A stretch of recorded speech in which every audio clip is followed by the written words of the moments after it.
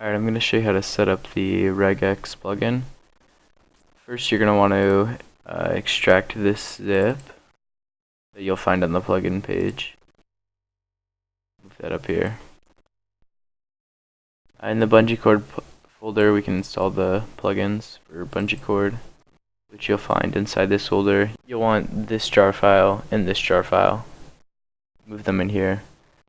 Inside the config.yml, you'll probably want to know about these permissions right here.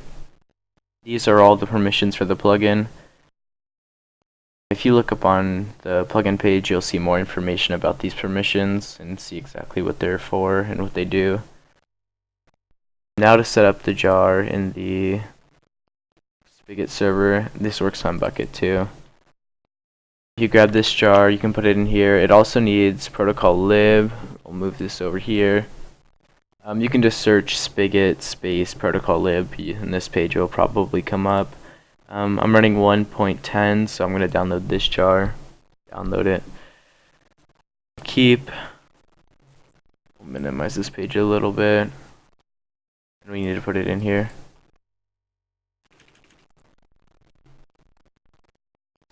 Okay, we can run the server, and you can run the bungee cord server. This one ran fine, so did this one. You'll notice this error, it doesn't matter, it's just that the other jar inside of here, this is not a plugin. It's just a dependency for the Regex plugin. First off is the banned phrases. To add a banned phrase, you just have to do it like this. The question mark I just means that it won't be case sensitive. You can add a test message like this. And then if we reload the plugin and then type test, you can see that it was notified and it sent it to me because I have the regex.c permission. This works the same for suspicious phrases. Advertisement is a little bit different because this one represents IPs and this one represents domains. This should work perfectly fine for anybody's purposes, and you probably shouldn't have to change it yourself.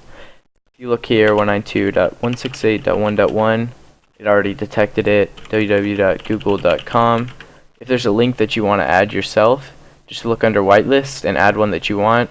I'll show you, for example, wolfian.cc does not get detected because it's in this list. The censor and report option represent whether or not it should block the message from being sent and whether or not it should be reported to people who have the regex.c permission. I'll change this one to false to show you the effect.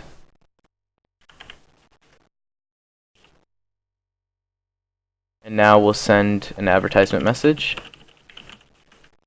You can see that I wasn't censored, but this admin account was notified because it has regex.c. Same goes for this one. Now it shouldn't be reported.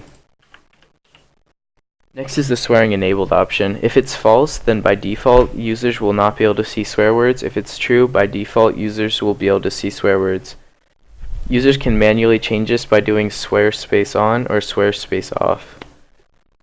The check-in commands option allows you to define whether or not commands should be checked for advertising, curse words, or suspicious phrases. I can show you this by setting this to true and then reloading the plugin. Now it will look for advertising in the messages. So if I tell combat tag about google.com, and actually that wouldn't do anything because the censor is false and the report's false, so we'll change that to true. We'll reload again and we'll send him that same website, and it blocked it and then it notified him.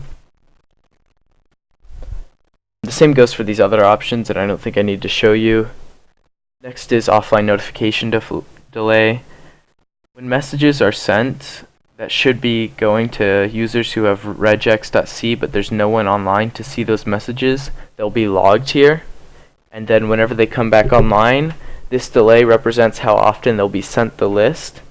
They have an option to clear the list and view the list every 200 seconds, and this can be changed. Next is the messages.yml. The messages.yml allows you to configure all the messages that are sent to you, like this one or any other ones that I'm being sent on this account too. I'll start off by showing you the invalid format command and how I can change it. I'll change this prefix to the dark aqua color and change this part to aqua. We'll save it and we'll reload the plugin.